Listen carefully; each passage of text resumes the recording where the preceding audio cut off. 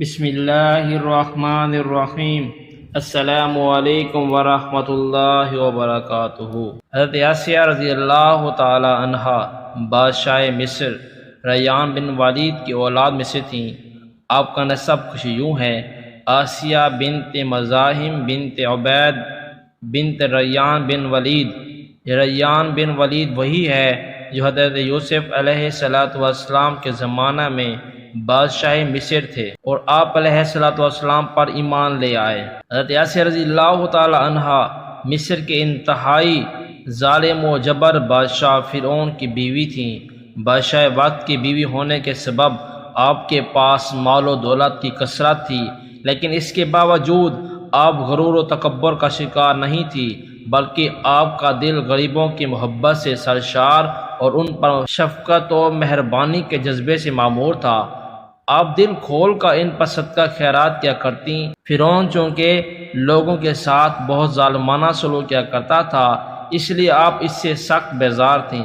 فرعون سے آپ کا نکاح بھی برضا و رغبت سے نہیں ہوا تھا، بلکہ آپ اور آپ کے والد دونوں اس سے ناپسند کرتے تھے۔ فرعون نے بادشاہت کے زور و جبر آپ سے نکاح کیا تھا، لیکن اللہ پاک نے آپ کو اس سے محفوظ رکھا اور وہ آپ کے قریب آنے پر قادر نہ ہوا، اس لیے آپ کی کوئی اولاد نہیں تھی۔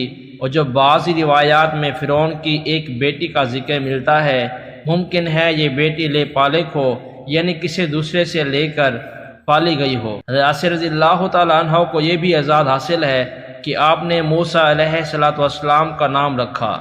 حضرت موسیٰ علیہ السلام کی والدہ نے فرعون کے سپاہیوں کے ڈر سے آپ علیہ السلام کو ایک صندوق میں رکھ کر دریا میں ڈال دیا۔ دریا سے ایک نہر فرعون کے محل کے پاس سے بہتی تھی۔ یہ صندوق بہتا ہوا اس نہر میں چلا گیا۔ فرعون نے حکم دیا کہ اسے محل میں لا کر کھولا جائے۔ جب صندوق کھولا گیا تو اس سے ایک خوبصورت بچہ نکلا۔ قبطی زبان میں پانی کو منہ اور درخت کو سا کہتے ہیں۔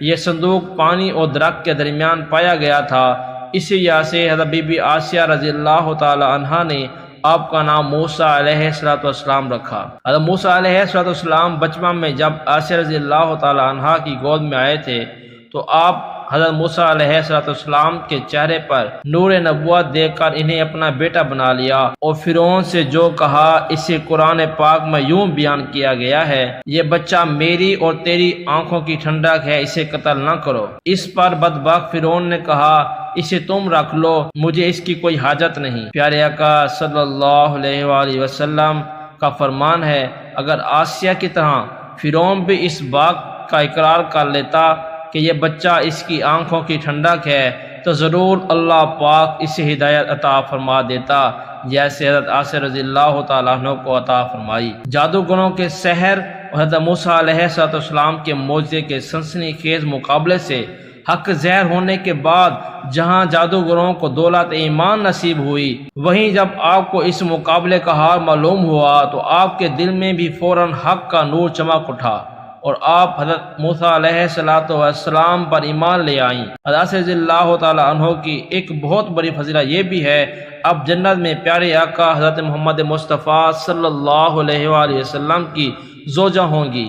چنانچہ مروی ہے کہ جب ام المومنین حضرت خدیجہ رضی اللہ تعالی عنہا کے مرض وفات میں سرکار عالی وقار صلی اللہ علیہ وسلم تشریف لائے اور فرمایا: اے خدیجہ، تم اس حالت میں دیکھنا مجھے گناہ ہے، یعنی ناگواہ گزرتا ہے، لیکن اللہ پاک نے اس گناہ گزرنے میں کثیر بھلائی رکھی ہے۔